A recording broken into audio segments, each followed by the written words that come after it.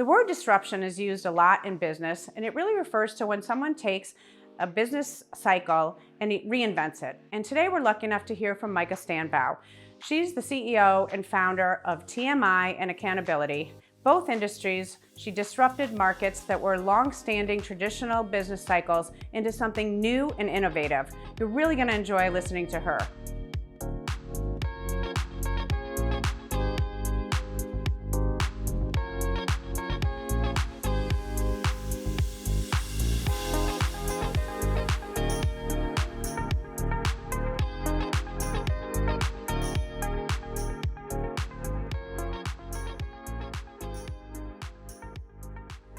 All right, Mika, let's get down to it. You are one of the only people, and I think the only firm, that has really created a SaaS business model. And for our listeners, that's software as a service in the PR space. Mm-hmm. Tell me how you came up with that idea. So in the pandemic, I realized that not every person needed to have a PR firm on retainer every month. They really just needed a one-off opportunity, and they should just kind of get what they paid for. So there is no PR firm, we are the first, that has launched a software. It's a membership, monthly subscription-based software where you can pick between 3 levels depending on how much you want us to pitch you, once a week, once a month. And we build this for you and you pay for what you get. If we don't get you media, you don't pay. Yeah, I really liked how you made your business model so simple. Yeah. So you just use the word membership, not subscription. Is there a distinction for you? No, I mean, it is a subscription-based model, but I feel like my clients refer to it as a membership more often. And so I'm getting used to that because they feel like they're a part of the TMI community, but on a sliding scale. And it works out because so many people are now experts in the pandemic, right? Like stay-at-home moms are experts in e-learning. They never would have had that title.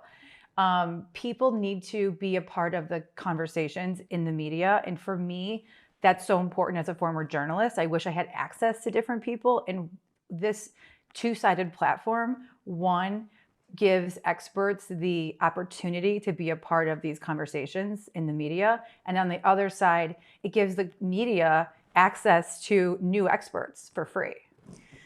Well, okay, so I think the membership thing, that's clear, and I actually think there's like a prestige to it, and people feel special to be part of TMI. What I still wondered about is during the pandemic, everybody became experts. You're right. And I think there's a feeling in social media today that why would you have a PR firm? Because you can have access to anybody, anywhere, anytime. For sure. We can find it online. Yep. So what do you say to that? To, mid-sized firms? I mean, big firms, I understand there's just so much media content, but a mid-sized firm is thinking about that investment. How do they wrap their head around that? I honestly don't think most people need a PR firm. And my PR people will probably be so mad at me for saying that, but it's true. You can go and get access to somebody. You can DM them on Twitter. You can tag them to get their attention. I think what's really important and why Pitched is so successful is because we set you up. So you have a former Emmy Award-winning journalist. You have a former news producer writing and gathering all of your content and streamlining it so that we can present it to the media in a way that they don't know how to do. Most people don't have that skill. Yep. So we're bringing our skills to just set you up, and then you can go and do your own thing. So there's actually a model where if you're inclined, you can get all of your press written and massaged by the experts, and then you can go and try to tackle all the people you want to be in. Yeah. Interesting. So Pitched, the actual website, we build the website for people, and it has their contact information, their social media. It doesn't even come back to us unless they want us to handle it. Some clients in the beginning are like, help us out a little bit, but once we get acclimated, like we'll handle it ourselves. So the pitch page that we build, people share, and it looks like they have this, big PR firm behind them, which we do, but only when they want us to be prevalent. So you've blown up an entire industry, because the model was basically you hire a PR industry, you pay them a big fat retainer, and then you hope that the junior assigned to your account is going to work on it. And that's the other difference that we do. We don't have any junior people. A lot of PR firms hire kids out of college. My cousin was one of them. She went to school for PR, and I was like, what did they teach you? you know, um, I'm a former journalist. I'm bringing 10 years to the industry. Every single person that I hire has either worked or works in a newsroom. There is absolutely, like, we have interns that are support staff, but they have zero interaction with the client. And that is for so many reasons. We are constantly having to, react to clients that are trying to hire us and say, like, well, I just hired that firm and I paid them a bunch of money and they didn't get me anything. And I'm like, I know, well, that's because I hired kids out of college that have no contacts and they have no resources and they don't know how to pick up the phone and pitch something. So we've never had that. You've blown up a business model that's kind of an old school model. What do people say about this pitched in the industry? That it's refreshing. They're grateful. We have a woman who lives in Inglewood who is a former cop. She just retired. She left early. She would never be able to afford us. She pays $250 a month, and she has been on every single news station in this city, as well as every newspaper. Cranes, WGN. She's going to be on Fox tomorrow. It's because she has a really great story, and she just had no outlet to tell it.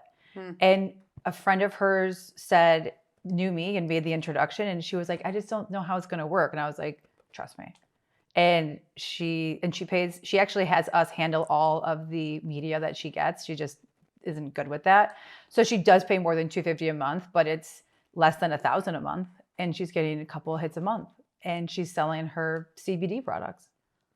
We're going to segue to that in a minute. But okay, so I would imagine your customers are happy because they're able to pay for what they're getting. But what is the industry? The titans of the PR industry must absolutely hate that you came up with this model. So the media loves it. So I've met with every single news director, general manager, managing editor over the past year and said, hey, we're building this platform for you guys to be able to access and have new experts. I'm still doing that, but they love it because now they're not calling the same people for the same quotes. The PR industry doesn't love it, but they're also being forced to dial down their asks because companies just don't have the same advertising dollars that they used to. The spend is different. The media rooms are shrinking. We all have to be realistic. And look, my business model was we don't have offices. We have no overhead. My overhead is our platforms where we, aggregate contacts from and my staff. That's it. So I can pay them more. I don't have to worry about keeping lights on, copiers, paper, and so we can keep the monthly retainer pretty low. We've always been able to do that. I started 5 years ago, and I've never raised the prices on nonprofits. It's a big deal to me to always be able to offer them really good PR at an affordable rate. We get them great coverage. And some of my bigger clients, I tell them like, well, you're subsidizing some of the nonprofits, and they kind of chuckle, but it's true. Yeah. And the people that can pay for it should have it. The people that can't should figure out a way how they can. And I think that I've definitely done that. Well, I know that's a big part of your life and the give back. So that's really incredible that you kind of put those two together. What's it take to be good in your business, though? Is it a good story or good connections? I think you have to be a good storyteller. So I tell all of our clients, we're going to do a discovery meeting. We're going to ask you a bunch of questions. We're going to come back to the table and huddle, and we are going to de-sales pitch your story, because every client, it's a sales pitch. Yeah. And the media doesn't want to hear that. So we take it and, the TMI, kind of breaks down the facts and what people need to know and the memorable parts of the story. And then we put together the pitch where it's not a sales pitch. It's like, actually, you need to tell your clients or your listeners or your viewers or your readers about these people because this is a really great story. And so that's what we do. And I think that's why you have to hire someone that's worked in a newsroom and who has been telling stories for years, because if you hire some kid out of college, they're going to write a general press release, which is antiquated and no one's looking at those. Yeah, I mean, you're right. The actual work of what has to get done isn't that hard, like any of our businesses. What's hard about it is selling something where you don't sound salesy. Yeah. And that I found, because you have such great writers and you are a storyteller by trade, I think really is one of your secret sauces. Yeah. So if all that wasn't enough, you had to go and start another company. Yeah. So I want to tell us a little bit about your new cooperative in the CBD and cannabis space. Yeah. So we just launched at NECANN here in Chicago, which is the industry's largest conference. I was a speaker on how to get earned media around cannabis, because it's obviously not federally regulated and every state has its own rules. And so we spoke about trying to get media for these cannabis companies here in Illinois and in Chicago. And it was really interesting, just the feedback. And same thing, I told them, you can't be a sales pitch because like it's pot, right? So you have to approach this, in a much different light. And you're also working with people in newsrooms that have this mental stigma against it, right? And the reason that we started Acannability is because we're truly going to be the go-to source for education. We are not touching any product. We are going to build the set of standards for the industry so that when people do have questions and they want to, transfer from, okay, maybe I'm not afraid of it, maybe I need it, what do I need to know?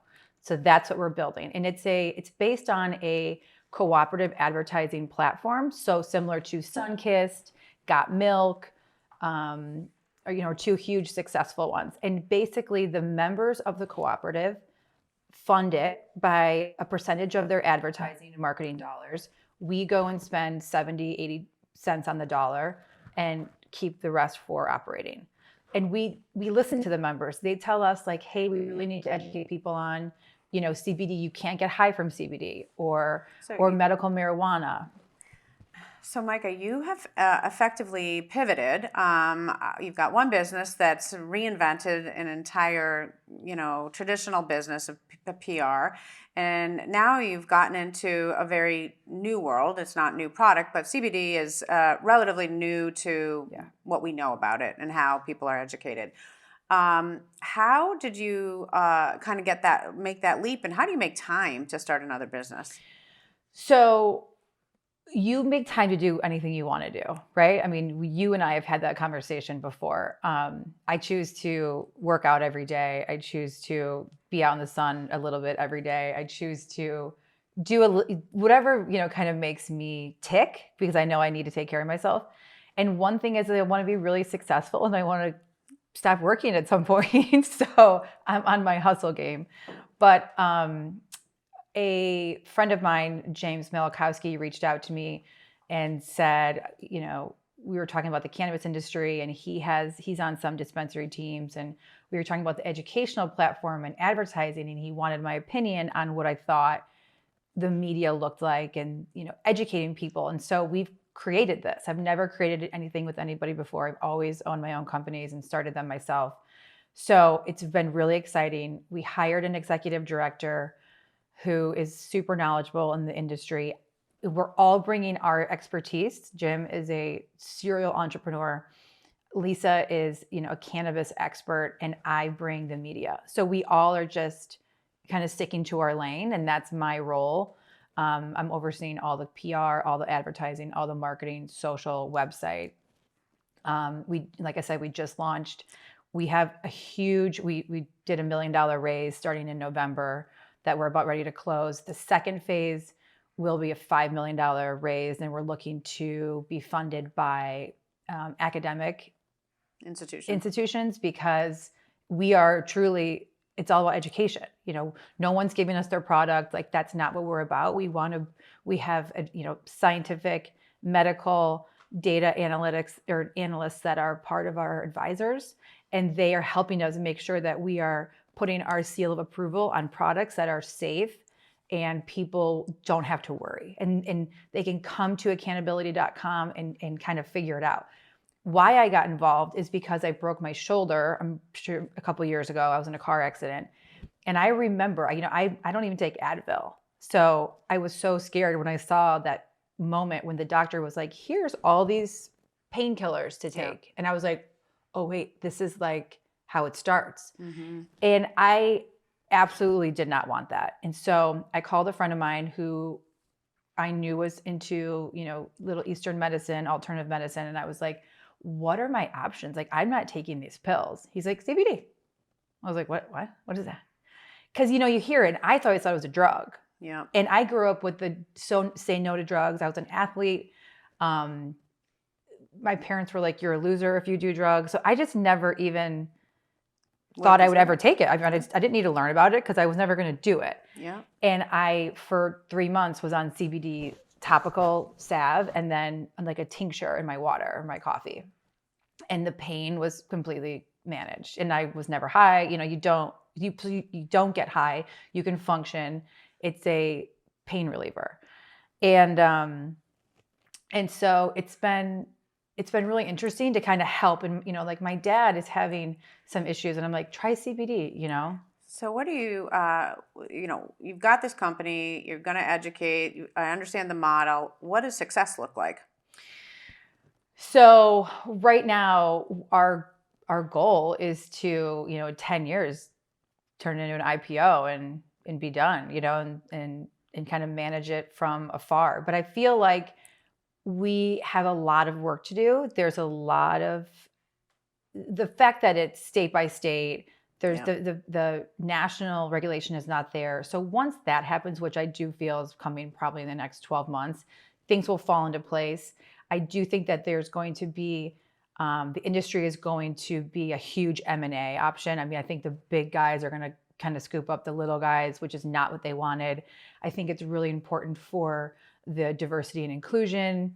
There's a lot of people that have suffered, right? And people that have been imprisoned for marijuana. So it's an unfair situation for people that are Black and brown that have suffered differently from a white person using medical marijuana. And so there's a lot of kind of like soothing and education that needs to happen. And everyone just needs to like get on the same page and start fresh. Great. So, as you look over this next couple of 24 months, where's your time split between TMI and accountability? So we've done a bunch of hiring. So my time has been pretty, probably 60% accannability since November. But now we just hired 2 people. And I'm definitely swinging back to TMI. TMI's busy time is definitely summer and fall. Winter things just slow down in general for us. But so I had the ability to do that. And I have an amazing staff. I mean, I haven't had turnover at TMI in the last person like 3 years. I mean, it's all the same people. And I think it's a testament to just like we take on good clients, we do good work. It's really simple. I'm not a micromanager. If when I hire you, you get one, like that's your warning. Like, don't waste my time, do your work, and don't make me come after you. Are the staff 1099s or are they actual employees? 1099. Okay. I'm the only employee. Okay. So they're in a sense a little bit harder to direct because they're not your employee. They're accountable. And I definitely themselves. I don't want a staff. I love the fact that people can work at 2 a.m. and they can work from France and they can, I love that for me. And so I want to give that to them. I have had staff with other companies in positions I've been in, and it's like ring around the rosy. It's like, okay, it's the same problem with the same people all the time. And like, way I'm like, okay, I warned you, you're done. You actually think it is part of your culture is to have that separation in a way, where they're their own boss, and that's part of what 100%. And in a creative industry, I feel like when they need to get together, they'll tell me like, we need to do a regroup, like let's all get together. Great, we'll do it. But for the most part, they have their own lives. They have kids that are sick. They have a lot going on, and when they can just like hide away in another room and get creative and write and and do what they need to do, they're so much happier. Now, the most surprising thing you said in all this was that you would you're working this hard and hustling this hard to retire. Yeah. I do not talk to that many entrepreneurs that have that as the end game. Oh, Tell me yeah. about that. I feel like this is my 4th company, and I've worked really hard. I work a lot. There's definitely a lot of balance, and I do have a ton of personal time, but I think it's important to have like an end game, because otherwise you're just constantly going and going and going and going and going. And I think that life for me is not going to be about working. I think if people were to talk about me, when I retire, it's going to be, she did a really good job. She was, balls to the wall, and now she's living her life. And it's not that I won't like be a part of things or be on boards, but like there's going to be there is definitely going to be a separation for sure. All right, so we're going to wait 10 years and see your We'll see. 4th company go IPO, and then you retire. It's okay, you'll come back to work. I think the addiction of the entrepreneur is pretty strong, and my skill set, I'm really good at identifying a void and filling the void and building that company. My ability to scale is not there. Okay. I don't have that side so much. So I can get it to a certain point, and then I need to have someone like take it over the hump. And that's when I'll give it to somebody else. That is so smart. So many people don't recognize either the part they're good at or the part that they don't like. And they build their businesses and then they're miserable. Yeah. And I think the unique part about what you've done is, at least from the outside, you travel all you want, you're busy all the time, you do all the things you want. Yes, it's obvious you work hard, you're so successful. But I love the idea that you've built your life into something that is balanced for you. Yeah. And yet you've got all these thriving businesses. Yeah. But I have learned to draw boundaries. I have learned to say no. I have learned to not hear the noise, because I know what I'm doing is really good. Like I'm great. I have a great team. We take on good clients. We say no to some clients, right? Like it's not a good fit. It's not like a money grab. It's truly about having the right clients balance with our staff. And it's been really fun, but I definitely had in the beginning, I was like, yes. Sure. And then you can't make everybody happy no matter who you are. And it just got to the point where I was like, okay, like I can't have that. We'll make someone else happy. Yeah, no, I always learned that you're not really a business until you start saying no to clients. Yeah. And, I call it paying the light bulbs. When you start a business, you're paying the light bill. So you're saying yes to everything and every opportunity, but all you're trying to do is pay the light bill. You're not even doing your best work, really, because you don't know who you are, what you stand for, what the business is about. Yeah. You've come to the place where you know who's a good client, what's a good fit, what's a good story, and you can leave the stories that aren't right for TMI to somebody else. That's a really good place to grow and sustain from.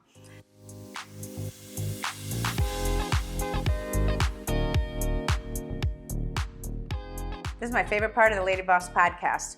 We hit our interviewees with some rapid fire questions to end their segment, and hopefully you'll use them to elevate your business. First one, Mika, what's your favorite employee retention tool? Work from home. Good. Next, what would you recommend as your favorite business book? Who Moved My Cheese? Oh, classic. Okay. Of all the mentors you've had, your favorite one, what was the best advice they gave you? Dominic DeFrisco. He always said, don't let your star burn out. Genius.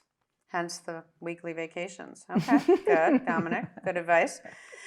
What would Mika's superpower be? I can see through BS. And I kind of call it out. And I think it's people respect you more for that. In your business, you have to do that. That's critical. All right, and if you're giving advice to our listeners about how to really grow their business faster and maximize their opportunity, what would you say it would be? So one thing I learned early on is everyone would say, hey, can I pick your brain? Can we meet for coffee? Can we meet for a happy hour? I just have a couple questions. And I always said yes for like the first 2 years. And then I was like, what am I doing? So I no longer, when I would see people out at events, when they said, oh, we need to get together. And I would be like, do we? I don't know if we need to. What do you need? Because I'm okay. Like I can just catch up with you here and be fine. And I think valuing your time and meeting with people that are really going to make a difference, because your time is precious. Their time should be precious too. But like, stop all the BS and like, we should be friends and we should connect and do all these things, when it's a part of like this networking, kind of mentality where people feel like they have to say that, but they don't mean it. They don't want to reach out. They feel like, oh, we should get together. It's like, don't say it to me. It's okay. I'm okay to just connect with you right here and support you any way I can. But don't go and do all those things unless you feel like you really need to or want to. So combination of laser focus and saying no. Yes. Yes. Awesome. You've been a real treat. I am so excited. I think we'll see you in retirement and then out of retirement in a very short order, because the world needs more of your great ideas and launching more cool businesses. I love it. Maybe. I don't know. We'll circle back in 10 years and see what happens. Thanks for being on the show, Mika.